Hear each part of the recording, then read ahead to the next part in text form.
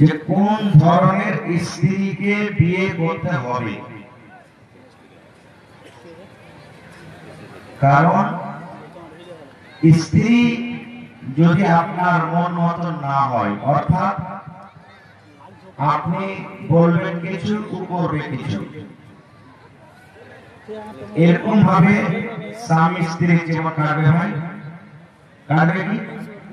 কাটবে না। আপনি 1 লক্ষ টাকা মাসে ইনকাম করছেন, স্ত্রীটা যদি আপনার ভালো না হয়, নেককার দিনদার যদি না হয়, তাহলে আপনার কোনদিন জীবনে সুখ শান্তি হবে না, কোনদিন সুখ শান্তি পাবে না। এরকম একটা দিনদার স্ত্রী, ভালো স্ত্রী, নেককার স্ত্রী, যদি ও দিনদার ভালো যদি একটা স্বামী না পায়, তাহলে ওর জীবনটা ভালোভাবে কাটবে না।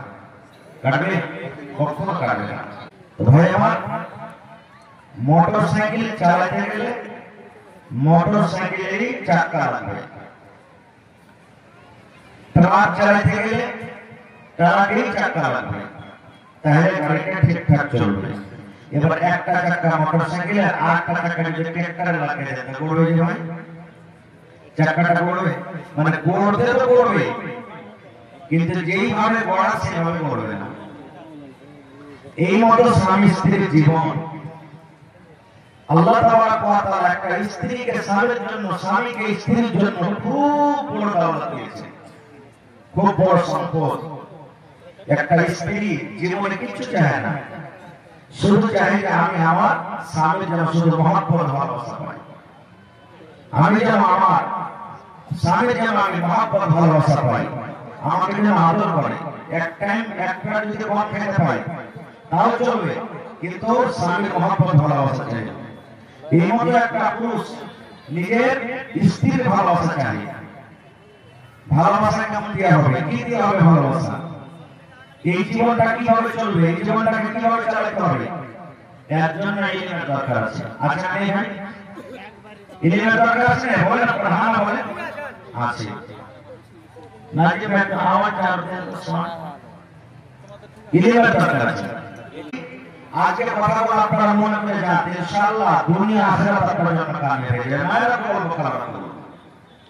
আজকে আমাদের শিক্ষার সমাজ এখানে খুব ভালো ভালো জ্ঞানী বুদ্ধিজীবী মানুষ আপনারা বসে আছেন, আপনারা জানছেন যে এই বর্তমান জামানাতে, বর্তমান যুগে, বর্তমান টাইমে সব থেকে যদি মুসলমানের ভিতরে কেস মোকদ্দমা, লড়াই ঝগড়া যদি হয়েছে, তো একটা বেটা বেটি নিয়ে হয়েছে, স্বামী স্ত্রী নিয়ে ঝামেলা হয়েছে।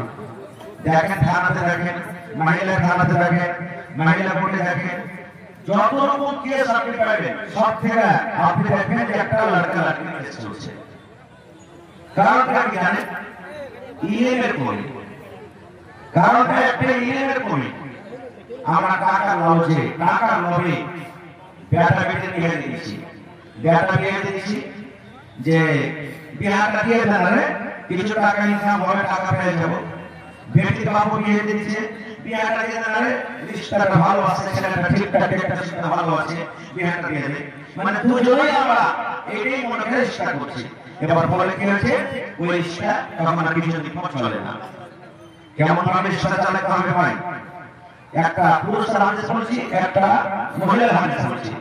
আল্লাহ রাসূলের জামানাতে এক বাপ নিজের বেটি বিয়ে দিবে। সহিহ হাদিস আল্লামা আলমানি আপনাদের অতারিকে সহিহ বলেছেন হাদিসটাকে। এক বাপ নিজের বেটি বিয়ে দিবে, বেটি বলছে আব্বা আমি বিয়ে করব না। বাপ বিয়ে দিবেন, বেটি বলছে আব্বা বিয়ে করব না। বাপ চলে গেলেন নবীর দরবারে। ওই টাইমে নবী দরবারে চলে গেলেন, নবীকে বলছেন ইয়া রাসূলুল্লাহ, আমার বাড়িতে আমার বেটি আছে, আমি আমার বেটির বিয়ে দেব মনে করছি, কিন্তু বেটি রাজি নাই, বলছে আব্বা আমি বিয়ে করব না। তো নবীকে বললেন যে তোমার বেটিকে আমার কাছে নিয়ে এসে যাও। বাড়ি গেলেন, বেটিকে সাথে করে নবীর দরবারে চলে গেলেন। যাওয়ার রাসূল বলছেন যে আরে বাবা, তোমার আব্বা জান তোমার বিয়ে দিবে, তো তুমি ইনকার করছো, কারণটা কি? রাজি হয়ে যাও, তোমার আব্বা তোমার জন্য একটা ভালো ছেলে, ভালো বউ দেখে তোমার বিয়েটা লাগিয়ে দিবে, তুমি রাজি হয়ে যাও। এ আমার মায়েরা ভাইরা যারা গার্জিয়ান ভালো কাজটা শুনে, যখন নবীজি ওই বেটি ছেলেকে বলছেন যে তোমার আব্বা তোমার বিয়ে দিবে, তুমি বলছো করবো না, কারণটা কি, রাজি হয়ে যাও, তখন ওই মেয়ে ছেলেটা কি বলছেন জানেন? আল্লাহর নবী গো, বাপ আমার বিয়ে দিবে, আমি আব্বার কথা শুনি না, মানি না, ইনকার করছি, আব্বা জান আমি বিয়ে করবো না। কিন্তু কেনে করবো না, ইয়াকু আমার কথা শুনেন নবী গো। নবীজি বললেন বাবারে কি কথা? এবার সে বেটে ছেলে বলছেন নবী গো, ধরেন আমার বিয়ে হয়ে গেল, আমি শ্বশুরের বাড়ি চলে গেলাম, আর শ্বশুরের বাড়ি যাওয়ার পর যে আমার স্বামী হবে, যে আমার হাজবেন্ড হবে, যে আমার পাতি হবে, ওই আমার পুরুষের কতটুকু কথা আমাকে মেনে চলতে হবে। আমার উপরে আমার পুরুষের কতটুকু খবর করেছে নবীজি, আমি যতক্ষণ পর্যন্ত না জানবো ততক্ষণ পর্যন্ত না কিছুই বলবো না। আমি আমার স্বামীর খেদমত করতে পারবো কি পারবো না, আমি আমার স্বামীর কথা মানতে পারবো কি পারবো না, আমি আমার স্বামীর কথা মতো জীবনটা কাটাতে পারবো কি পারবো না। আল্লাহর নবী গো, একটু আপনি আমাকে দয়া করে বলেন তো, আমার যে স্বামী হবে ওই আমার স্বামী আমার উপরে কি হক করেছে, একটু দয়া করে বলি।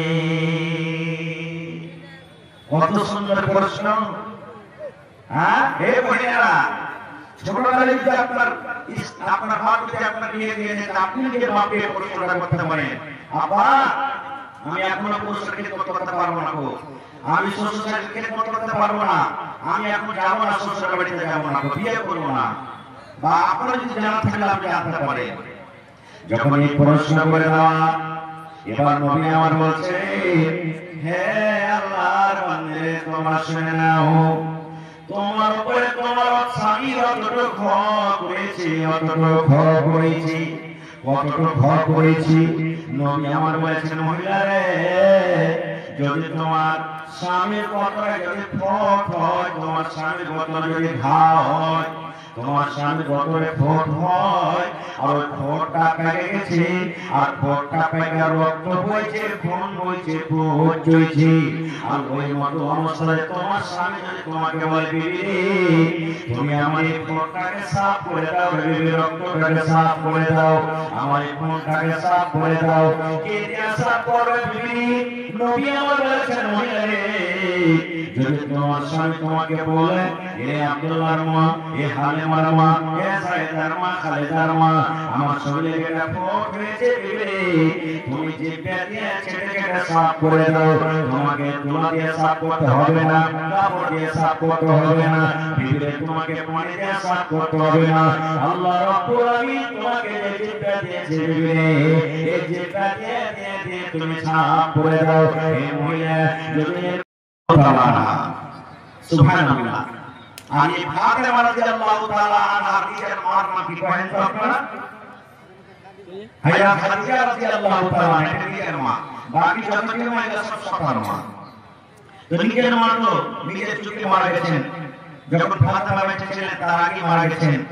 তো ফাতেমা রাদিয়াল্লাহু তাআলা আনহা সব থেকে ছোট বেটি নবীর মৃত্যুর পর তার মধ্যে একদিনের ঘটনা, সেই হাদিস দেখেন, বেটিকে কেমন তারবিয়ত দিতে হবে, বেটিকে কেমন ভাবে শেখাতে হবে, যে জামের বাড়িতে মধ্যে শিকায়ত আছে না, কোন শিকায়ত যেন না আছে, কেমন তারবিয়ত দিতে হবে বেটিকে। একদিনের ঘটনা, হযরত ফাতেমা রাদিয়াল্লাহু তাআলা আনহা নিজের আব্বার বাড়িতে এসেছে কিছু চাইতে। কি চাইতে? যেমন আমার আপনার বেটিকে চাইতে যে আব্বাজি একটা মুরগি দেন, আব্বাজি একটা ছাগল দেন, আব্বাজি একটা ঘড়ি কিনে দেন, আপনার জামে ঘড়ি চাইছে, বিভিন্ন রকমের চাইতে হয় না। তো মা ফাতেমা নবীর বেটি আপনার কাছে দান চাইতে এসেছে। কি দান? যখন বাড়িতে ঢুকলেন দেখছেন নবীকে নেই, বাড়ি থেকে আছে সন্তান মা, মা আয়েশা রাদিয়াল্লাহু তাআলা আনহা আল্লাহর স্ত্রী। আয়েশা বলছেন, মা আপনার বাড়িতে নেই? তো মা ফাতেমা বলছেন, আরে বেটি তোমার আব্বা বাড়িতে নেই? বলছে কোথায় গেছেন? বলছে দিনের কাজে, তাবলীগের কাজে, দাওয়াতের কাজে গেছেন। এবার মা ফাতেমা বলছেন, বেটি বলো কি কাজ বলো? বলছে না আব্বা থাকলে বলতাম, আমি বলবো না, চলে যাবো। মা ফাতেমা বলছেন, আমি আব্বা কি বলবো, চলে যাবো। এবার আর রুকলেন না বাড়িতে, এ মায়েরা খেলার আর রুকলেন না ফাতেমা। যে আব্বা বাড়িতে নাই, 2 ঘন্টা 3 ঘন্টা পর যখন আব্বা আসবে আব্বার সাথে কথা বলবো, দেখা করবো, তারপরে যাবো না। নাই তো তখনই চলে গেলেন বাড়ি হেঁটে, আর উঠলেন না, আর বাড়িতে থাকলেন না, যে তখনই চলে গেলেন বাড়িতে, যে আমি বাড়িতে চলে যাবো, আমার স্বামী বাড়িতে আছে, আমাকে খুঁজবেন, আমার হয়তো দরকার হবে, আমাকে খাইতে লাগবে, আমাকে পানি লাগবে, আমার আর কোনো দরকার আছে, তখনই সাথে সাথে বাড়িতে চলে গেলেন। দেখেন স্বামী কি জিনিস বুঝতেন, স্বামী কি জিনিস বুঝতেন, দেখেন তখনই তারা ঘোরা করে চলে গেলেন।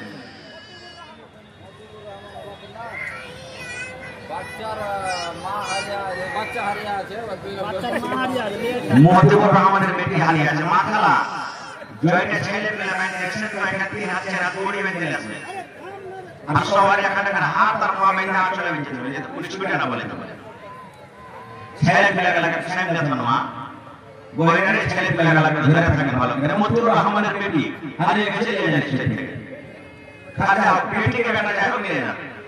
তো ভাই আমার এবার দেখেন চলে গেল তখনই, এই যে আমার বেটি, এই যে আমার মা, এই যে আমার বলি কি, যদি তোমার পুরুষকে বলে যে হালে আমার বাপ কি হয়েছে রে, দাদা আমি আমার বাপকে দেখতে যাবো, যা ওই যাবো আর আসবো, যদি এমনটা হয়েছে ভাই একদিন থেকে আসলো, একদিন বলে গেলে 3 দিন হবে, বুঝছে কি হয় না, ও বুঝে না, স্বামী বুঝে না, স্বামী নিয়ামত খিদমত বুঝে না, এই জন্য তো স্বামীর সাথে কথাবার্তা না চলে কোনা কি হবে জিনিসটা বুঝে না। মা ফাতেমা চলে গেলেন, এবার নবীজি সৈন্য বেলাতে বাড়ি গেলেন, ভালো করে শুনুন না দিচ্ছে। এবার মা আয়েশা বলছে নবীজিকে, নবীজি আর আপনি কিছু জানেন? বলছে কি হয়েছে?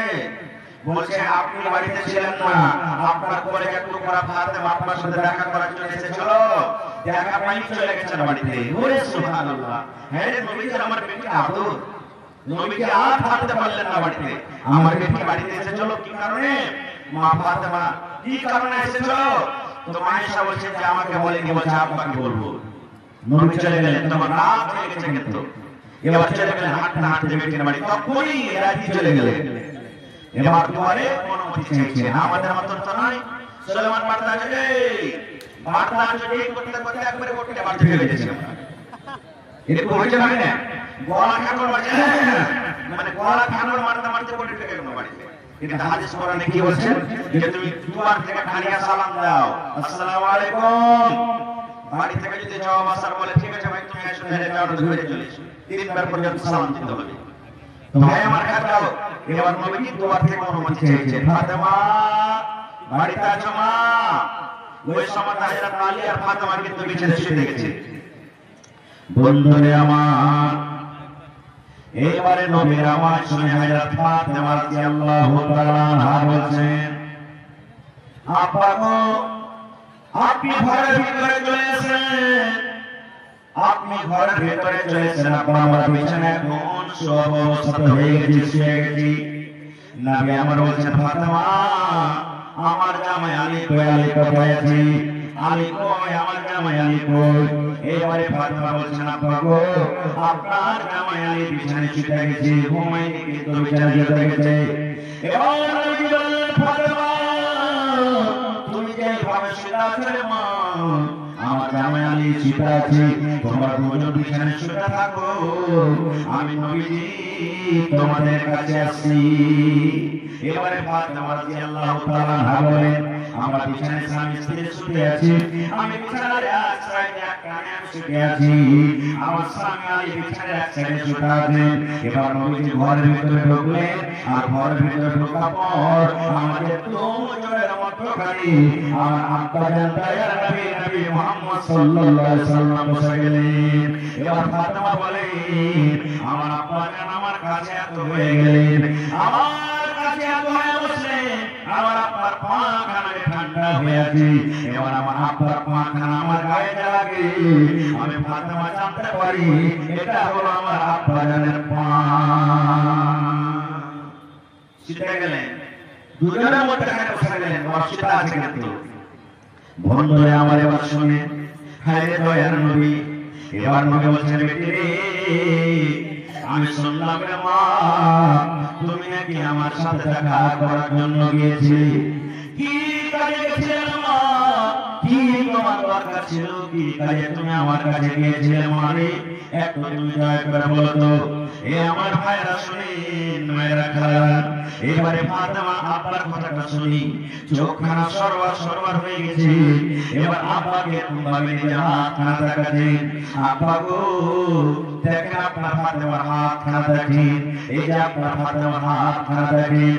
এবার নবী আমার দেখছেন ফাতেমার হাতে কিন্তু ফোঁসা পড়ে আছে, ফাতেমার হাতে সাদা সাদা সাদা সাদা ফোঁসা পড়ে আছে, কত ফোঁসা পড়ে গেছে আর কত ফোঁসা কিন্তু ফাতেমার হাতে পড়ে আছে।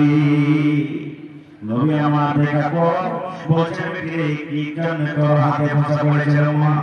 কি এমন তুমি কাজ করেছিলে, কি কারণে তোমার হাতে ফোঁসা পড়েছিল মা, তুমি একটু জানাবে না?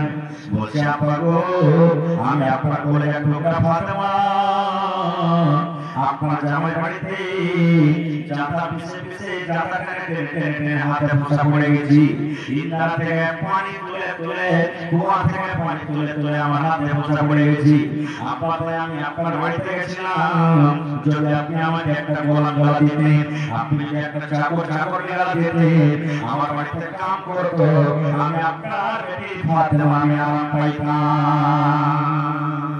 আমি শুনেছি আপনি লড়াই করতে গিয়ে অনেক গোলাম পেয়েছেন, রাস্তায় পেয়েছেন, যদি একটা আমাকে চাকর গলা দিতেন, আমার বাড়িতে কাম করতো, আমি আপনার ফাতেমা আমি আরাম পাইতাম। ভাই আমার, এবারে নবীজি কোরআন দিলেন কি দিলেন না? আল্লাহ মাঝে রাখে এই হাদিসটা আবার কোনদিন বলবো, তার আগে একটা কথা বলি, ফাতেমাটা কে? আপনারা বলছেন ভাই একটু মেহরবানি করে পিছনে অসুবিধা হয়ে যাবে, স্যার বসে যান। ফাতেমাটা কে?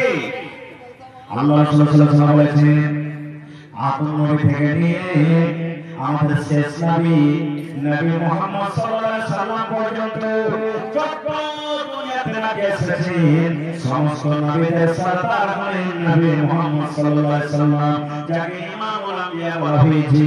আজকে একটা ইমাম সাহেব, একটা গ্রামের ইমাম হয়, একটা মাওলানা, একটা ইমাম হয়, একটা মসজিদের ইমাম হয়, একটা ঈদগাহের ইমাম হয়, মসজিদের ইমাম হয়, কিন্তু আমার নবী সুবহানাল্লাহ কোন সাধারণ মানুষের ইমাম নয়, উনি ছিলেন ইমামুল আম্বিয়া, যত দুনিয়াতে নবী ছিলেন সমস্ত নবীদের ইমাম। আল্লাহ নবী বলেছেন, আল্লাহ রাব্বুল আলামিন জান্নাতের চাবি আমাকে দেবে, আমি শেষ নবী, সর্বপ্রথম জান্নাতের দুয়ার খুলবো, সর্বপ্রথম জান্নাতের গেট খুলবো, তারপর আমার উম্মতের হিসাব কিতাব হবে। দয়ার নবী বলেছেন, আমার উম্মত যখন হিসাব কিতাবের পর জান্নাত জাহান্নাম না হবে, ততক্ষণ পর্যন্ত কোনো নবীর উম্মত জান্নাতের ভিতরে যাবে না। এরকম নবীর বেটি ফাতেমা নিজের পুরুষের বাড়িতে কাম কাজ করে জাতাকে টেনে হাতে ফোঁসা পড়ে দিলে, তাও নবী জামাইকে বকাঝকা করলেন না। আর ফাতেমাটাকে আল্লাহ রাসূল বলেছেন, আমার বেটি ফাতেমা জান্নাতে যাবে। কোথায়? কোথায়? নবী বলেছেন, আমার বেটি ফাতেমা জান্নাতে যাবে। শুধু জান্নাতে যাবে না, নবী আবার বলেছেন, যত মহিলারা জান্নাতের ভিতরে যাবে, যত নারীরা জান্নাতে যাবে, সমস্ত নারীদের সরদার হবে জান্নাতের ভিতরে আমার কলিজার টুকরা ফাতেমা। এরকম জান্নাতি মহিলা, জান্নাতি মেয়ে ছেলে স্বামীর বাড়িতে কাম কাজ করে হাতে ফোঁসা ফেলে দিতে, এত নেককার মেয়ে ছেলে, তাও নবীকে একবার বকাঝকা করলেন না।